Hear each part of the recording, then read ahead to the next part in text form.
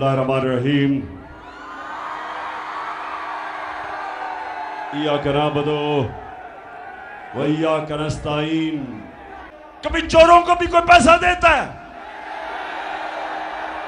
उसको पता है कि तुम्हें और तुम्हारे बेटे को सजा होने वाली थी FIA के केस में, जिधर 16 अरब रुपए तुमने अपने रमजान शुगर मिल के नौकरों के नाम पे लिए।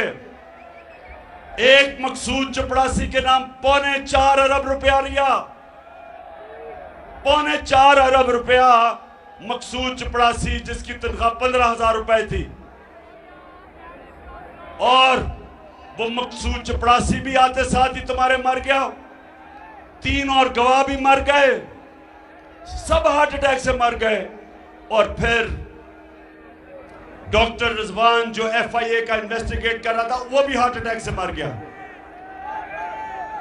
तो उस सेक्रेटरी जनरल को सारा पता है। वो तुम्हें इसलिए आज दुनिया पैसे नहीं दे रही। इतना बड़ा सानिया हुआ पाकिस्तान में, क्यों दुनिया पैसे नहीं दे रही? क्योंकि दुनिया को पता है कि इस वक्त बैरूनी साजिश के तहत मुल्क के ऊपर डाकुओं को बैठा दिया है, चोरों को बैठा दिया है। कोई चोरों को पैसा नहीं देता। और आपको मैं आज बता रहा हूं, 8 घंटे के अंदर इसी कौम ने 14 अरब रुपया हमें दिया टेलीथॉन में मुतासरीन के लिए। क्योंकि उनको पता है कि इमरान खान के पास पैसे नहीं, उसके पास प्रॉपर्टीज नहीं, उसके बाहर, और जो भी इमरान खान का बाहर था सब बेच के आज पाकिस्तान ले आया, या चोरी करके पैसा बाहर लेके जाए। कौन आपको पैसा देगा? और यही नहीं, चकवाल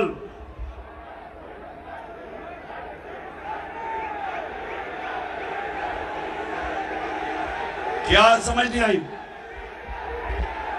समझ नहीं आई?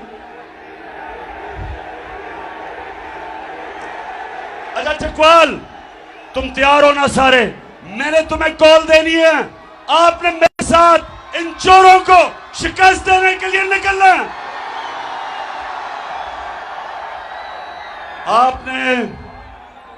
आपको क्रिकेट के उन्होंने, जिस जमाने में मैं क्रिकेट खेलता था, आपको क्रिकेट के उन्होंने थोड़े से शॉट्स दिखाए। नौजवानों मेरी बात सुन लो, नौजवानों आपके लिए, मैंने अपनी 20 साल इंटरनेशनल क्रिकेट खेलने के बाद सबसे बड़ा सबक क्या सीखा? वो क्या मैंने सबक सीखा? कि जो इंसान हार नहीं मानता, उसको हार हरा नहीं सकती।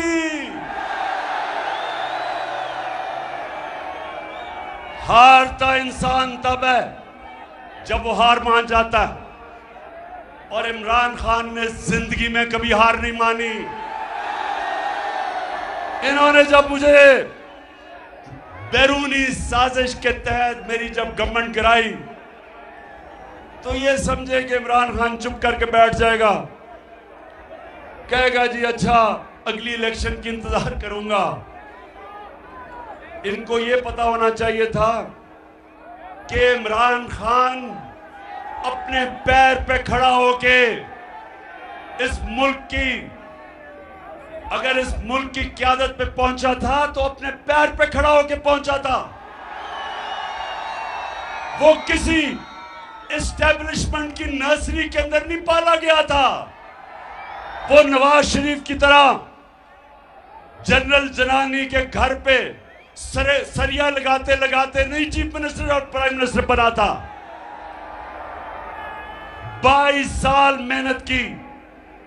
थोड़े से लोग थे मेरे साथ, मैं याद है पहली दफा 26 साल पहले चकवाल आया, थोड़े से लोग थे, थोड़े 10, 15, 20, 50 लोग से शुरू किया। अपनी इस मुल्क में लोगों के पास घर घर गया, सारे मुल्क में फिरा, अपनी कौम को समझाने की कोशिश की कि मेरे नबी सल्लल्लाहु अलैहि वसल्लम ने जब मदीना की रियासत बनाई तो उसकी बुनियाद रखी अदल और इंसाफ पे। इसलिए मैंने अपनी जमात का नाम रखा इंसाफ की तहरीक, क्योंकि कोई माशरा इंसाफ के बगैर ऊपर नहीं आ सकता। इसलिए हजरत अली रज़ियल्लाहु ताला ने कहा था कि कुफर का निजाम चल जाएगा लेकिन जुल्म का निजाम नहीं चल सकता, ना इंसाफी का निजाम नहीं चल सकता। ये निजाम तो हो इंसाफ कहे इमरान खान, तो चली है अब तहरीक के होगा ठीक पाकिस्तान।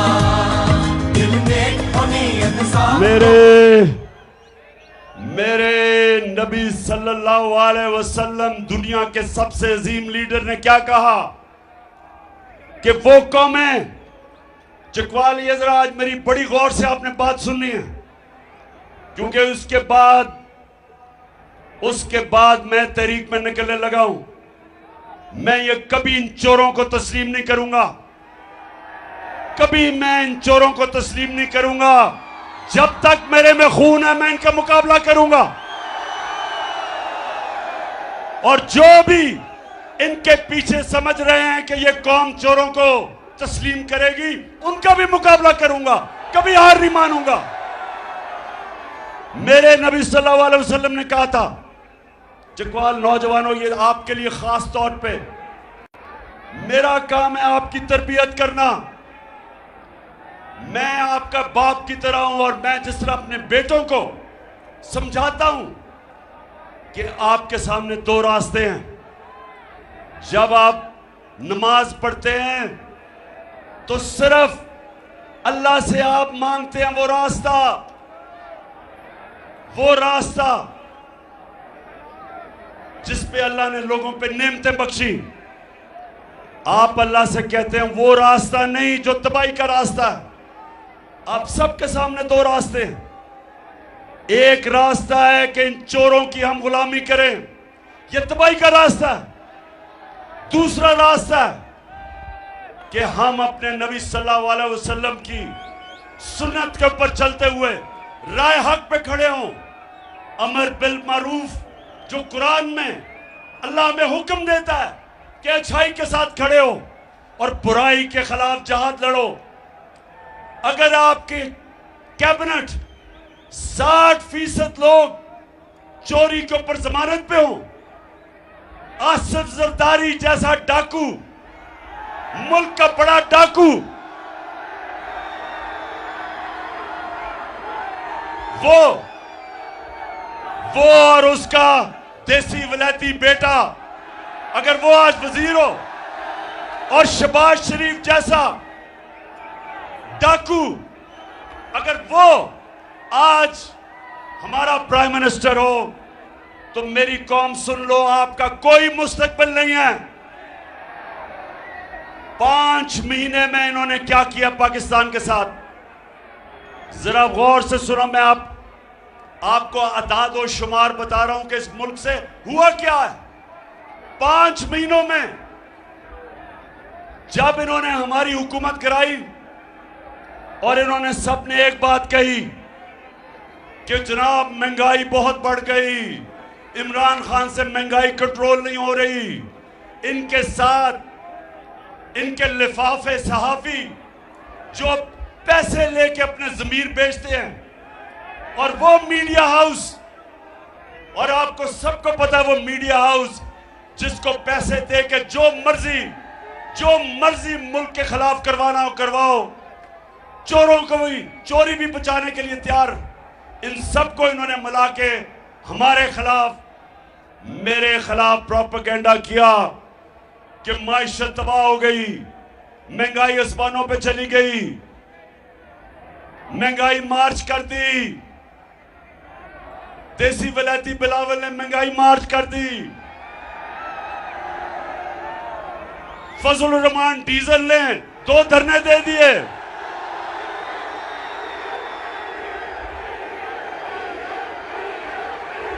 दो दफा मिस्टर डीजल इस्लामाबाद आ गए गवर्नमेंट गिराने के लिए। कोई एफआईआर नहीं काटी, कोई रास्ते नहीं रोके, कोई तशद्दुद नहीं किया। हमने कहा तुम्हारा जमहूरियत आ जाओ। जब अब जरा गौर से एक एक चीज नोट करें, जो मैं कह रहा हूं, जिनको अपना फोन मोबाइल फोन इस्तेमाल करना आता है, आप गूगल करके सारी आप चीज चेक कर सकते हैं कि मैं सच बोल रहा हूं या नहीं।